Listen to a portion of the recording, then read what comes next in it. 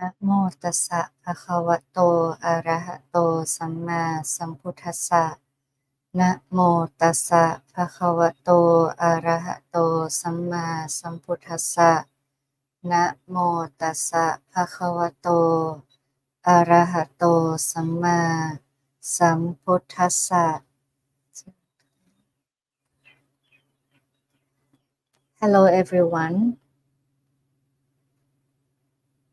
Hello Maria. Hello Dharma learner. Hello the 552. Good to see you again for the Buddhist insight and also for the empty cloud and also like everyone watching from Facebook or YouTube. Today the Dharma session, the topic for the Dharma session today, we're going to talk about making a wish, talking about making a wish, many people might ask like, is there things like this, like making a wish in Buddhism? Like we can make a wish like, oh, be safe, be well, be happy, be successful, something like that. But actually, in Buddhism, in the Buddha's teaching, the Buddha, in many sutras, the Buddha talk about, like cause, about like cultivate the cause and then the consequence will arise, naturally. So today we're gonna talk about making a wish from the sutra, making a wish. The name of the sutra is making a wish. But we're gonna learn like how, something like that. Hello Yankee Apple, hello Bhumika, hello Shayanta. Okay, let's start. Today the sutra, it's from Anguttara Nikaya, number discourse number 11.1, and like 11.1 to 11.5 or 0.4 around here, gonna be the same like thing, link with each other. So from making a wish is from AN 11.2, but you can read from 11.1 to 11.4 or 5. Here in this sutra, first the Buddha said that mendicants, an ethical person who has fulfilled ethical conduct, need not make a wish. May I have no regrets. It's only natural that an ethical person has no regrets. So here in this sutra, suddenly like the Buddha mentioned about, okay, first mendicants, an ethical person who has fulfilled ethical conduct need not make a wish. Talking about making a wish, like they're also in the, I think it's in the Dhammapada and also in the MN, like the middle discourse, and many discourse that mention about making a wish. And then the Buddha said, no, if you make a wish, like for example, if you make a wish like, may I be successful, may I reach Nibbana, may I, be wealthy. But what you do is just only make a wish. Then how can you be rich if you just, lay down in your house and make only make a wish, something like that. So it's something that you have to do. Kamma means action. It's something that you have to do yourself, and then the consequence or the outcome will arise after that, has the consequence. So in this sutra, the Buddha said, an ethical person, starting with the precepts, right, starting with the conduct or ethics, who has fulfilled ethical conduct doesn't need to make any wish that may I have no regrets. It's only natural that an ethical person has no regrets. So this is actually the purpose, the benefit. From Anguttara Nikaya 11.1, like the purpose, the name of the sutra, the purpose said, the Buddha mentioned about the purpose for the purpose of the precepts or ethics or conduct, the moral conduct. Why do we have to keep the precept? Why? The Buddha clearly stated that the purpose of keeping the precept is to not have any regrets. Why do I have why do I um restrain myself from killing? Because if you kill something, like some animal, some people, something like that, you have the regrets inside, right? When you tell lie, you have regrets like, oh, I don't feel really good about that. Will that person know the truth? Something like that.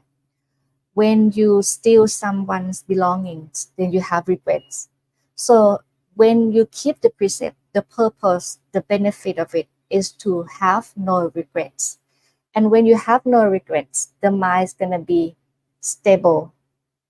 Meaning of the word sila is stable, normal, and I think cool. So the state of the mind gonna be like normal like this, not just like trembling because of you have the regrets. And when you have the like strong foundation, like a precept, moral conduct, right, with no regrets, then any wholesome qualities can arise from this foundation, sila, as the basics.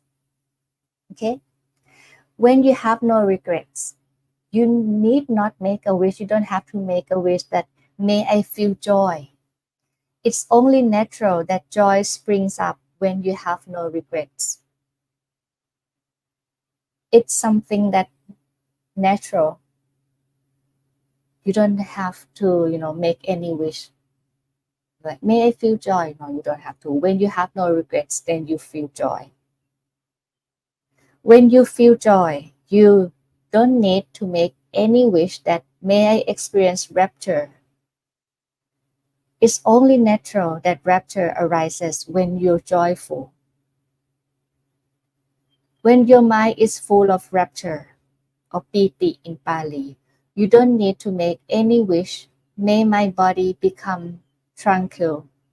It's only natural that your body becomes tranquil when your mind is full of rapture. It's something as a natural process. When your body is tranquil, you don't need to make any wish that may I feel bliss or happy. Like bliss here, actually in the Pali word, they use the word sukha. Sukha is happiness, but here's like blissful moment. It's more delicate than happiness in like normal people sense, something like that.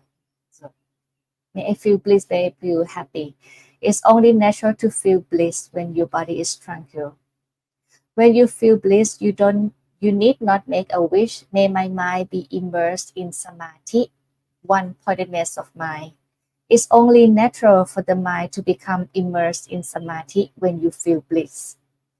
In Abhidhamma, we learn that like sukha or the blissful moment or the happy moment leads to one-pointedness of mind. So it's easier for you to reach one-pointedness of mind or the concentration or the immersion when you can, reach through this process. Sila, no regrets. And then joy, and then a rapture, tranquility, happiness or bliss, and then one-pointedness of mind or samadhi. When your mind is immersed in samadhi, you need not make a wish, may I truly know and see. It's only natural to truly know and see when your mind is immersed in samadhi. You don't have to wish for the wisdom. You don't have to wish for, like, oh, may I see the truth. May I know the anicca dukkha anatta. You have to follow the process first. You have to cultivate, go along the process. And then when you reach the samadhi, when the mind is in one pointedness of mind, and then you will know and see for yourself without wishing. When you truly know and see, you need not make a wish. May I grow this illusion. It's only natural to grow this illusion when you truly know and see. When you disillusioned, you need not make a wish. May I become dispassionate. It's only natural to grow dispassionate when you're disillusioned. When you're dispassionate, you need not make a wish. May I realize the knowledge and vision of freedom. It's only natural to realize the knowledge and vision of freedom when you're dispassionate. So here I'm gonna explain later on, about this process. But if you remember that when we talk about the 7 factors of awakening of the true liberation, you know, it all has to, follow the process, right? Like if you like familiar with the session that I've taught, right? With the sutra from the 7 factors for true awakening, Pochanka or Vimuttayatana, like the factor for liberation. In these 2 discourse, the Buddha clearly mentioned about, the process, like how to reach the Nibbana, the final like awakening, the true liberation. But what I would like to point out in this session that, everything has like cause and effect. Everything has like condition, right? And from the start, what is it? Precepts or ethics. So it's very important for you to know the, like, why should I keep the precept? Why? Because the precept gonna lead you to the final destination on Nibbana. How? When you fulfill the moral conduct, the ethic, right? Having no regrets. You live like the normal life, no regrets whatsoever. Then after that, follow the process, right? Like, okay, joy, and then what else? Joy, and then rapture, and then tranquility, and then bliss or happiness, and then samadhi, one pointedness of mind, right? And after that, when you the mind is stable and still, one pointedness, in the state of like concentrated, like just like the still. Then when things arise and cease, you will truly know and see right in that moment. But how to reach the, be able to know and see, the mind has to be still, stable in the meditative state, or, one pointedness, right? After that, when you truly know and see, like, oh, things arise and cease, oh, anicca, transient, it's gonna change, not gonna last forever, it's not self. When you see that, right? When you see that, you don't have to make a wish, like, may I grow this illusion. You will see clearly, like, oh, now I get it. Now I see anicca. Now I see that things are impermanent. It won't last forever. Gonna arise and cease. Now I can see. So when we use the word see here, I don't know in English, but in Thai, when we give blessing, we're gonna see like, may you have the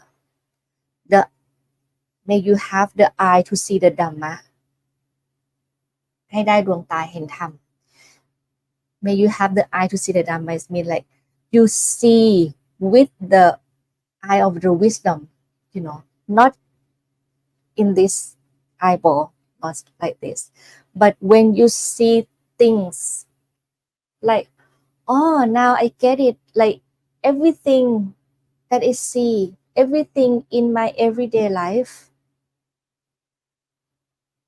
it's just gonna fall into 3 characteristics. อนิจจังทุกขังอนัตตา oh, now I see like it's not really me, it's not really I, there's no self. For example, like I cannot control, as in Anatta Lakkhana Sutra, right? The Buddha said, if it's yours, then you can control it. Like my hair, do not turn gray, do not turn white, something like that.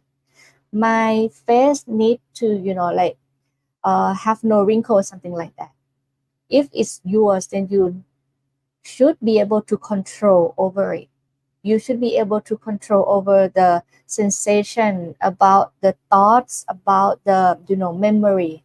Please remember this and please forget that. You cannot control, right? So when you clearly know and see, so this illusion, oh, now in the past I just feel like I live with like the blindfold over my eye here. It's just with avijja, ignorance, with like no wisdom. But if you have the eye ดวงตาเห็นธรรม like the eyes to see the Dhamma, see the truth. Dhamma is like the truth as it really is. When you see it, this illusion, right? And when you disillusioned, you don't need to make any wish like, may I become dispassionate. It's only natural to grow dispassionate when you disillusion. Why? When you see like, oh, อนิจจังทุกขังอนัตตา transient, impermanence, gonna last, not gonna last forever, it's not self, then you dispassionate. You like step back. In the past, I really love like what is it, like this bag of mine, it's very expensive. I have to work for like a whole year to buy this bag. In the past, I cling on to this bag, but now when you see like, oh, like the cause of suffering, because I want, right? And then I want this bag to be mine forever. I want this bag to be in the same condition forever, not gonna be stolen and gonna be like perfect all the time. But when it changed, when like then like, oh, because I cling on to it, suffering arise. But if you don't cling on to it, no suffering from this bag. When you disillusion, when you know things like this through the meditative state of mind, you're gonna see, open your eye through the meditative state of mind, right? Know and see. So when you disillusion, then you dispassionate. You like, no, I'm not gonna cling on to it anymore. There's no I, there's no clinging to it. That is the cause of suffering. So you just like step back. It's something like, okay, nibbita is another word. It's like, I don't fancy that anymore. I know I don't fancy that. It's not like the anger, it's not like the hatred, it's not like the disgust feeling, but it's just like not disgust because you hate it. When you hate tosa, it's unwholesome qualities. But if you know that it's suffering, when you know like why should I cling on to it, because it's gonna change. When you know the truth, then you um like what can I say, like draw back, right? Yeah. It's just like, okay, I know it's fault, I know it's like a burden or something like that, so I don't cling on to it. Sarah asks seeing mean Dhamma Chakku or vision here. Yes, Chakku. Yeah, thank you for this. Dhamma Chakku is like the eye to see the truth. They use the word Dhamma Chakku, but in Thai they use the word ดวงตาเห็นธรรม the eye to see Dhamma. Okay, so after this illusion, then the dispassionate. When you dispassionate, you need not make a wish. May I realize the knowledge and vision of freedom. You will be free from attachment, free from clinging naturally. It's just like when you, for example, when you have one boyfriend, for example, right? And up in the first, like 3 or 4 months, like, oh, everything's just so good, right? But after that, when you experience, like for example, in the first 3 or 4 months, people say like, oh, this guy is not good, this guy is like do bad things, you should not date with this guy. But you say like, oh, no, he's good for me, like he's the best person in my life, something like that. But after that, after you experience for yourself like 6 months or something like that, and like, oh, now I know and see from myself that this person, like not really good. Now when you know and see that, oh, this person is not really good, right? So this illusion, and then you just like step back, dispassionate, and then after that you will like break up with him easily, compared to like, I want to break up with him like from the first 3 months. It's very hard, right? But when you know and see for yourself the fault, the bad side, then dispassionate and freedom. Oji Mekati said, in Ireland we say seeing through the mind's eye. There's like different translation, right? Seeing through the mind's eye. Interesting. Okay, so this is like dispassionate, and then the freedom, liberation. In this sutra, the Buddha later said, the knowledge and vision of freedom is the purpose and benefit of dispassion. Dispassion is the purpose and benefit of disillusionment. Disillusionment is the purpose and benefit of truly knowing and seeing. Truly knowing and seeing is the purpose and benefit of immersion or samadhi, concentration. Immersion is the purpose and benefit of bliss or happiness. Bliss is the purpose and benefit of tranquility. Tranquility is the purpose and benefit of rapture. Rapture is the purpose and benefit of joy. Joy is the purpose and benefit of not having regrets. Not having regrets is the purpose and benefit of skillful ethics. Okay. Sarah asks, before seeing things and letting things go, is it a necessary process to experience it first, just to truly realize the dukkha? Is it necessary process to experience it first? When like there are two to answer this question, you have to understand that there are two kinds of wisdom. Actually, like you can say like three kinds of wisdom, right? So Tamaya Panya, sometimes when you can learn things by listening or by reading, right? So by actually listening, but now we have like reading. So some people learn or have the knowledge, gain the knowledge from listening.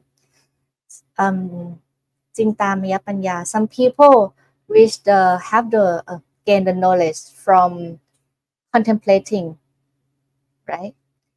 Pavana Maya Panya, some people gain the knowledge from cultivating like meditation, concentration, things like that. But the wisdom, sometimes it's the knowledge from the book, from the textbook. Oh, now I know Tukka is like this, like when you born, then the Tukka, follow like sickness, aging, things like that. I know. But sometimes you know it from the textbook. But when you experience it from for yourself, like now I get it, like the heartbreak. Now I get it when I lost my cousin, my relatives, the loss, the suffering. Why do I suffer more when I lost my relatives than someone else died, someone else from my village? I don't feel that sad compared to when I lost my relatives, because the more you love, the more you cling on to that person, like my relatives, my cousin, the more suffering you get. So it's something that you experience it for yourself, and the more you experience it, like it's like this, and then the more the clearer that you can see things as they really are, because sometimes you don't see things as they really are like all the time, right? It's just like, oh, that person died, oh, that's sad, oh, but this person, my relatives, oh, I'm so sad, oh, now I get it, I learn it, okay. But still you're gonna cling on to something else, and then when you cling on, oh, another suffering, oh, now I get it, okay. Clearer picture, like the more understanding, and then you have to experience it. Like talking about this, there's one I think last week like I did the Thai Dharma talk, and not last week, something like that, like 2 weeks ago. And then one upasaka, one Thai lay person, he asked me like, is it, like when he read the Pitaka in many discourse, like, is it necessary that the person who encounter like many, suffering in life will, see the Dhamma, compared to the one who don't, experience any loss or any difficulty or any suffering in life, something like that. And you can see in the discourse, right? Many bhikkhuni, or just like, I don't remember her name now, the one that lost the baby, lost the father, mother, lost the brother, husband, or the children, and then she lost her mind, something like that. And then after she saw the Buddha and then asked for the ordination, after that, when she contemplate about the loss of the life, and then she, be able to gain like the true awakening and then reach the nibbana, because she, like experienced all the suffering in life. So it's like when you experience it, then you know it, you know what I mean. So it's kind of, we always say like, it's good for you to be born as a human in this life, because you experience both happiness and sadness, right? When you experience sadness or suffering in life, then you learn the truth. But when you reborn as the Deva, in the Deva realm, in the Brahma realm, you experience only happiness. So you don't see sickness, aging, the loss of like loved one or something like that. So you just like, um, don't really care about it. You don't really see the truth that things gonna change. The Deva, once like they die from the Deva, they're gonna have, reborn in many destinations as a human or as an animal, something like that. So yeah, it's necessary process to experience it. Mm. You can learn from the listening, sutta maya panya. After that, you try to like contemplate, like is it true or not? How you notice, kind of like, for example, like reflect or learn from real life, from your daily life. You can learn the Dharma in your daily life. After that, reflect, contemplate, and when you reach through the samadhi doesn't mean like you have to like sit still like this. It's not like this. But when you have the one pointedness of mind, when you focus in something, and then you see like, oh, it arises and ceases, and that's it. Then you see like, oh, it's gonna change. Oh, okay, now I get it. And then the more you experience it, the more you have the clear understanding. I hope this answer your question. So ask the Ayya, do Brahma Deva ever engage in anything unwholesome because they are always immersed in four Brahma Vihara? As in the text, right? As in the textbook, they say that the Brahma or Deva only experience the wholesome, not wholesome, but experience the pleasant feeling. I don't say wholesome because the Deva still have the avisha, still have the lopa, the greed. I want this, I want that. So Deva and Brahma still they experience only pleasant feeling, mainly pleasant feeling. And the lower realm, animal, hungry ghost, the creature in hell, and also what is it? Asulakai, red, Asulakai, Satyarasha, Satanok, and like angry ghosts. Like there are four in lower realms, right? They only they experience mainly unpleasant feeling. But for the creatures in hell, they experience only unpleasant feeling. Mm. Angry ghost, in Pali, Peta, Asulakaya, and then the creatures in hell experience only unpleasant feeling. But the animals experience both pleasant and unpleasant. Some dogs, like the stray dogs, experience like both pleasant and unpleasant, right? Because some stray dogs, stray cats, we like human, take care of it, give food, give, you know, like a toy or something like that. So still have the pleasant. Sud said, I'm not sure how you could be worse off since most of the unwholesome conditions we human face they have lost access to, which seem wonderful.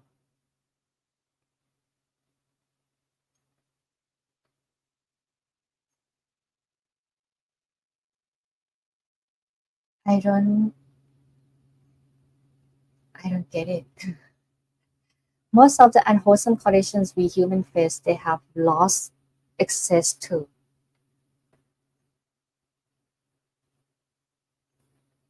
They, I don't get it. So, but talking about human, what we as a human face, I don't know but I'm gonna say in Buddhism, um, we say that when we reborn as a human, it's like the good realm to be reborn. Why? Because we can make merit on our own. Deva, Brahma, okay, they experience pleasant feeling, right? But they cannot, make merit. They cannot, chanting. They cannot in Brahma they still, meditate, right? But they cannot do good deeds on their own. But as a human, okay, we've encountered with pleasant and unpleasant feeling, right? But if we lucky enough to to learn the truth, to know the truth, and then we can make merit on our own by our own actions. That's what here what people say. And yeah,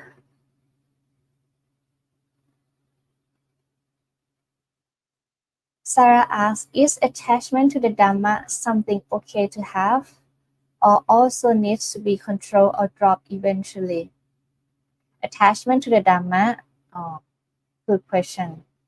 Attachment to the Dharma, we don't, if we attach to the Dharma,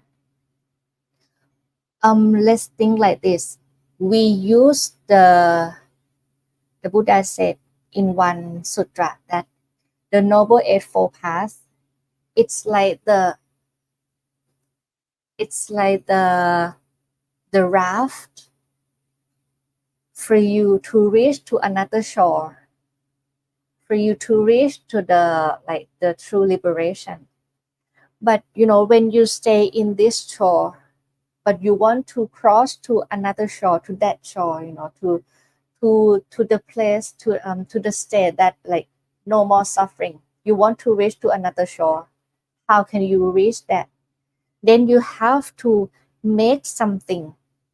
Here the Buddha said, cultivate wholesome qualities, cultivate or follow the path, the Noble Eightfold Path. It's just like to build the raft for you to reach another shore, right? Build the raft and then cultivate until you reach another shore. What to do with the raft? When you reach the land, will you carry the raft and walk up to the land or not? No, you're gonna leave the raft, right? So it's just the same thing. The Noble Eightfold Path, the Sutra, the Dhamma, it's like the equipment, the material for you to reach to another shore. But eventually, Sappa Loke, no, and eventually you have to let go of everything. Let go to the Dhamma. Let go to the good deeds. Let go to the bad deeds. Because it's not your. If you still cling on that, my good actions, then still attachment. But you just you let go when when you reach the Nibbana, you're gonna, no more self, let go naturally. No, I will do. It's not like that. So you just letting go naturally. So now we cultivate wholesome qualities first and abandon unwholesome qualities, during this process.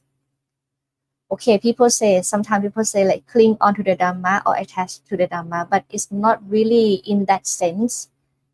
Rather, like maybe just like, okay, I have there is the willingness to do good deeds. There's the willingness to cultivate wholesome qualities, or in Pali they use the word chanta.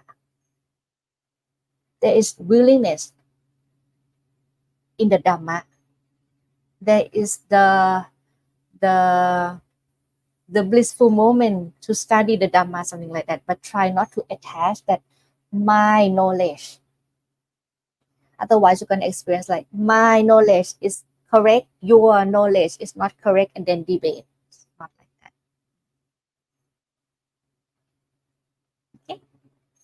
So said with regards to the Brahma, Deva, don't engage in sensuality.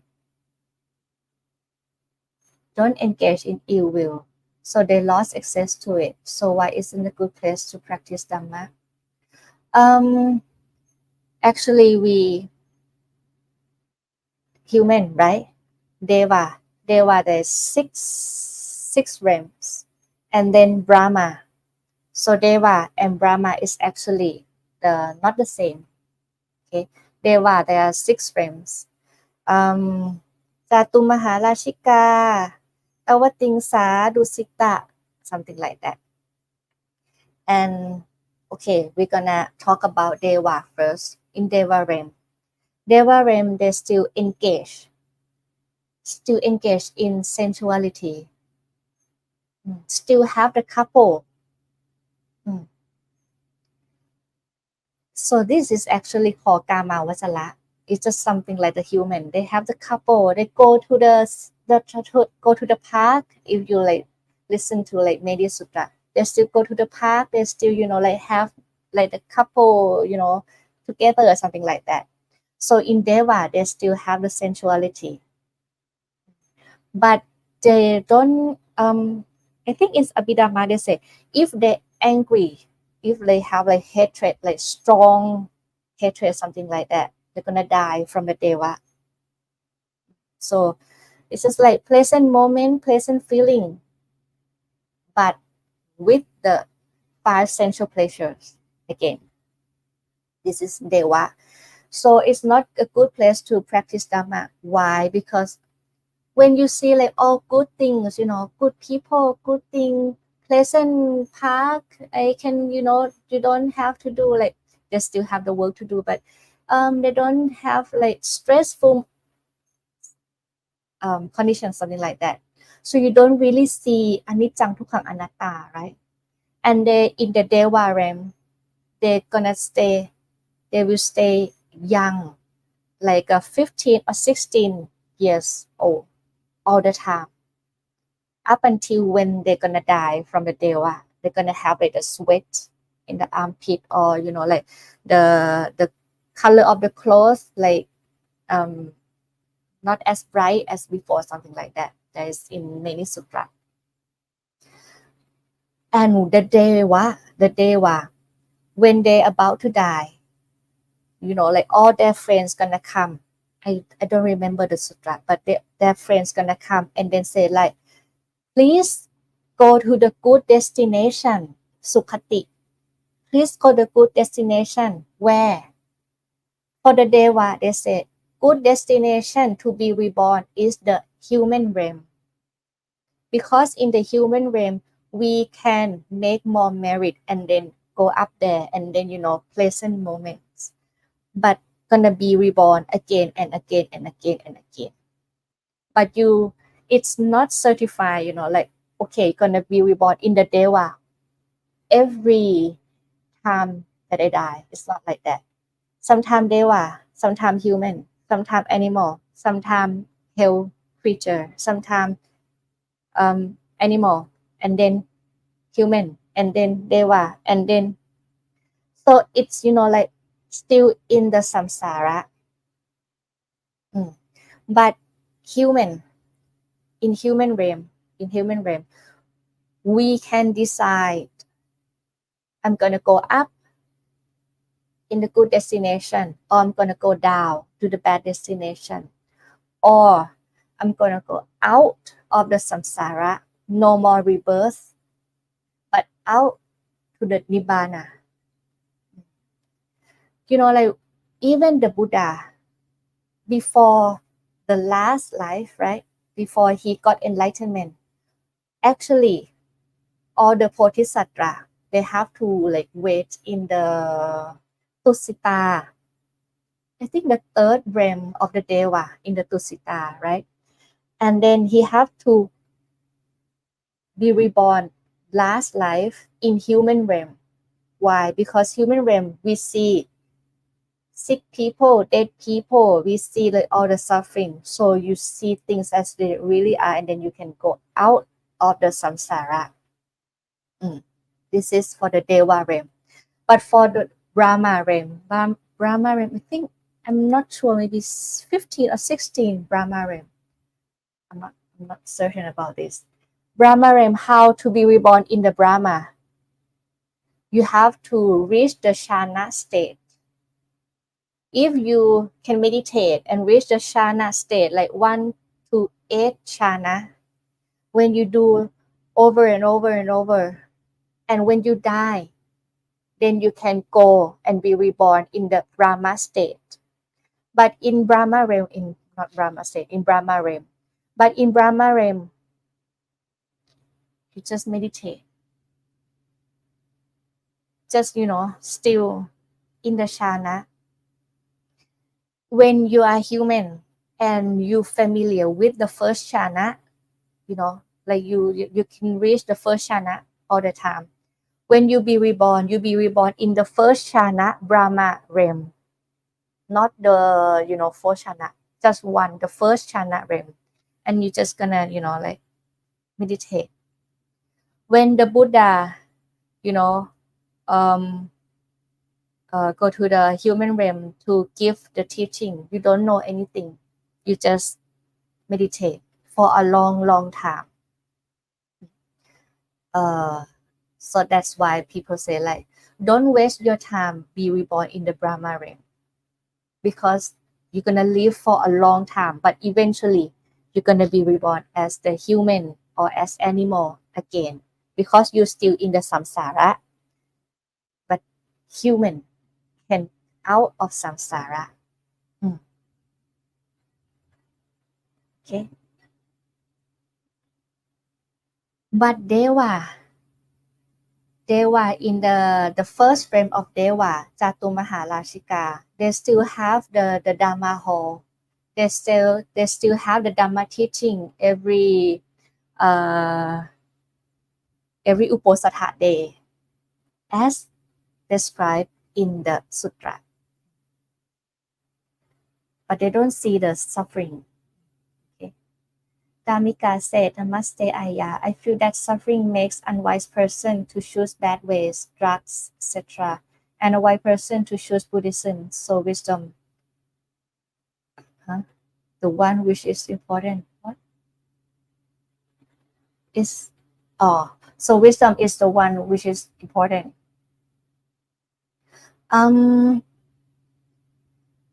Gonna say like wise or unwise, trained or untrained person. If that suffering makes unwise person to choose bad way because they don't have the kalyana mitta, the good friend to guide, which direction for you to live your life, something like that. So kalyana mitta, or the good friend, the wise friend, it's someone that the Buddha said like the utmost important. It's not utmost important. It's the whole, very essential in the holy life. Christian as a no motivation. I don't know. Also, perhaps. Okay. Christian as said about the Deva and the Brahma, right? Yes, because they don't see, as Christian as said, they don't see the first noble truth. Like, why you say sickness? I don't see sickness. Why you say like Aging, I don't age, I'm still young, something like that. So they don't see the first noble truth. So it's just like, I don't see it. Dharma learner said, I just want to say hello while you're live broadcasting. Okay, all keep safe and well. I will watch later. Okay. Adamika said, I feel that suffering makes the unwise person to choose bad ways, drugs, and a wise person to choose Buddhism. So, Putti, wisdom is important. Am I correct? Wisdom is important. Yes. The Noble Eightfold Path, the first one is the right view, right? And the right view is the wisdom. The wisdom is important. If you have the right wisdom, the right view, which is the wisdom, you know what is good, what is bad, what is unwholesome, what is wholesome, what like brings like all the benefit in life, or another one like brings all the suffering in life. So you can distinguish, differentiate, right? And then you can lead the life that is safe, that is like far from suffering, something like that.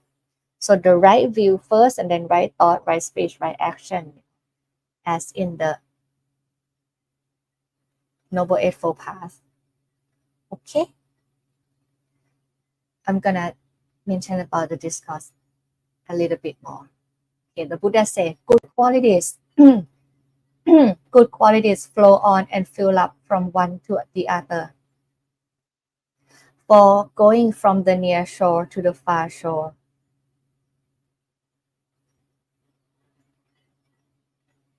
Yes, Bhumika said, so true. Wisdom is so important, and with all Dharma talks, we learn so many things. Yes, and also I would like to mention about this vital condition. So it's just like the something that like as I mentioned earlier, Anguttara Nikaya 11.1 to 11.4 or 5 is all connected. Here, the Buddha said in another sutra, an unethical person who lacks ethics has destroyed a vital condition for having no regrets. So here the Buddha used a different word, right? From like, okay, this is the benefit, this is the purpose, or you don't have to wish for things to happen, but if you have this, then the consequence arise, something like that. In this sutra, the Buddha talk about if you lack ethics, you destroy a vital condition for having no regrets. When there are when there are regrets, one who has regrets has destroyed a vital condition for joy. When there is no joy, one lacks joy has destroyed a vital condition for rapture. When there is no rapture, one who lacks rapture has destroyed a vital condition for tranquility. When there is no tranquility, one who lacks tranquility has destroyed a vital condition for bliss. And goes on until the knowledge and vision of wisdom. Gonna go quite fast. Suppose, okay, this is interesting. Suppose there was a tree that lacked branches and foliage. Its shoots, bark, softwood, and hardwood would not grow to fullness. Okay, here I would like to talk about this. You see the relation, right? First, sila, ethics. Actually, it's important because the Buddha said ethics, moral conducts, or sila, whatever the translation is the foundation for the wholesome qualities to arise. So it's the basis, the groundwork, the foundation. Why do we have to keep sila? So you don't have any regrets. And when you have no regrets, the mind is, like in the normal condition, no fear, no, like shameful or something like that, no regrets. No regrets lead to joy. Joy lead to rapture. Rapture leads to tranquility. Tranquility leads to bliss. Bliss leads to right immersion or one pointedness of mind or right concentration or samadhi in Pali. So samadhi leads to true knowledge and vision or panya. So when we, like we hear a lot, sila, samadhi, panya. So everything's connected, right? Sila as the foundation. And from that process, you have to reach to the samadhi, one pointedness of mind. Not only when you sit cross-legged for like 30 minutes.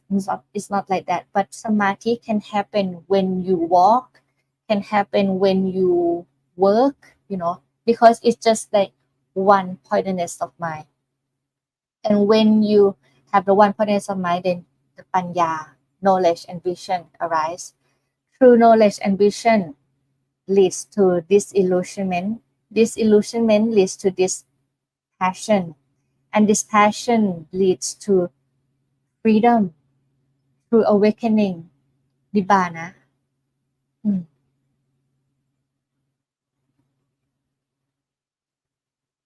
And if we're gonna put the Noble Eightfold Path here in the picture, see, sila. The first one that who said Bhumika said, like, okay, wisdom is so important, right? Right view is the first thing in the Noble Eightfold Path. The Buddha right view first. Why? Think of it as like the what's it called? Like the head of the train, right? You call it head of a train, right? It's like the foremost of the train. So if you lead to the right direction, then everything, right thought, right speech, right action, right effort is gonna be like all right, right? But if you have the wrong view, and then everything, what you do, what you think, what you act, the effort, everything gonna be in the wrong direction. So the wisdom or the right view first, right? When you have the right view, and then after that, sila. Sila, what is it? Right speech, right action. Oh, actually, right thought and right view is the wisdom. Sorry, I make a mistake. Right thought, right view is the wisdom. Right speech, right action is the ethics or the sila, right? No regrets. And after that, you have the right effort. Cultivate wholesome qualities, abandon unwholesome qualities. And you practice, you meditate, you practice to have the right mindfulness according to the four foundation of mindfulness. Satipatthana, four satipatthana. When you cultivate, the right mindfulness, then after that, the joy, the rapture, tranquility, bliss arise. So some people say, like joy, rapture, tranquility, bliss is the process when you is something that you're gonna experience in the meditative state of mind and gonna reach to the one pointedness of mind or the right concentration. And from the right concentration, right, then the wisdom, you see all it arises, it sees, all is not mine, all is not self, even the mind is not, does not belong to me, something like that. And after that, gonna be in the process.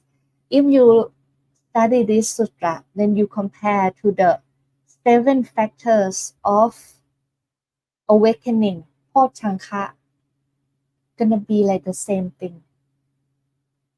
And very interesting to know that, wow, like this discourse is actually all connected. The four noble truths, the noble eightfold paths, the Pochanka, 7 factors of awakening, the 5 vimuttayatana, the 5 factors for liberation, just different word, but actually it's like in one like whole picture. Very interesting. Okay, that's it. What I've prepared for you, that's it. Any question?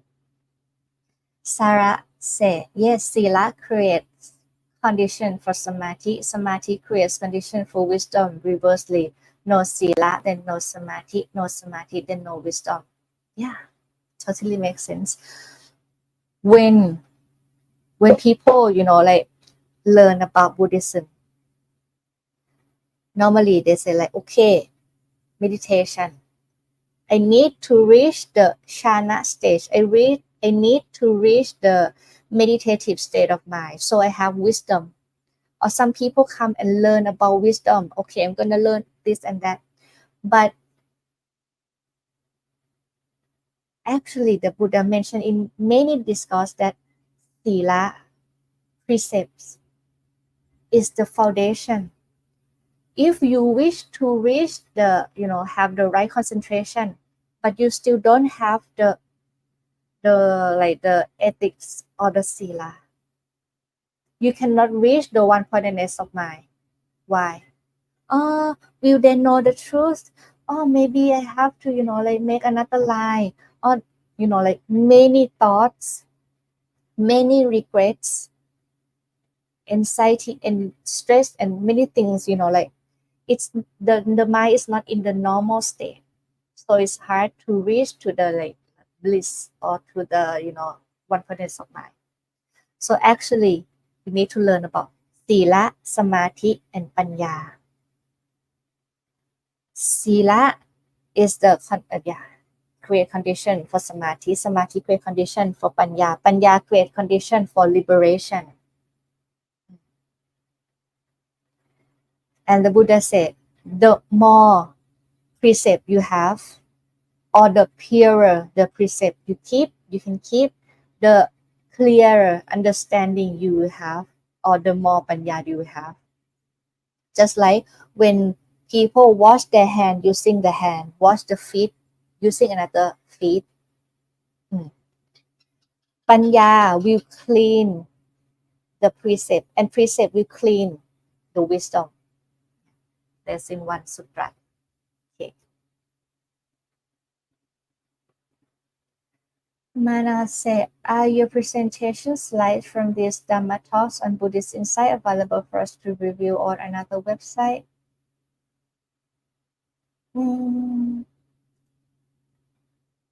Another website? Which website? For Buddhist insight? Maybe no. I don't think so. But if you wish to have the presentation slide, how? Maybe I'm gonna do like the link in the, what's it called, Google Drive or something like that, and then I'm gonna attach in the Buddhist Insight YouTube. Okay. Review somewhere else. I don't post in anywhere, but I'm gonna create the Google Drive, right? Is that Google Drive? Yeah, the link for you, and then post it on the comment section on the Buddhist Insight YouTube. Okay. Because when I do the, like the slides, it's just like only in the, when we do the talk. Okay. Any more question? Good morning, Maria. Thank you everyone for, coming in and, learning together. Yeah. Okay. Mana said, thank you for such a beautiful Dhamma talk. Thank you everyone. I hope you understand and learn something like useful, that, and then, have the rapture, the blissful moment that the Buddha's teaching is the truth, and you can even just study, even just read, even just listening, even just listen to the Buddha's teaching is just like give us the rapture, give us the blissful, the happiness. That's not, like that is pure, right? Pure happiness. It doesn't cling on to the five sensual pleasure, but just something that when you learn the truth and then wow, this is wow. It actually makes sense. It actually like the truth that we can practice and we can learn in our daily life. The Buddha said the Dhamma, the Buddha teaching is something that you should embrace, right? Opanayiko, right? To embrace and then experience to yourself, and then you know and see for yourself. Pacatta. Sadhu, sadhu. Okay, thank you everyone. See you again in 2 weeks for the Buddhist insight and the empty cloud. And next week, see you in the Mahavana Tutanka, Mahavana Dhamma Sanctuary. Before we leave, say Sadhu 3 times. Sadhu, sadhu, sadhu, anumodhami. May you all be safe and well, and may you all cultivate the wholesome qualities, abandon unwholesome qualities, and then may we reach the true liberation, the true awakening by following the Noble Eightfold Path. Have a good day, everyone. Sadhu, sadhu, sadhu.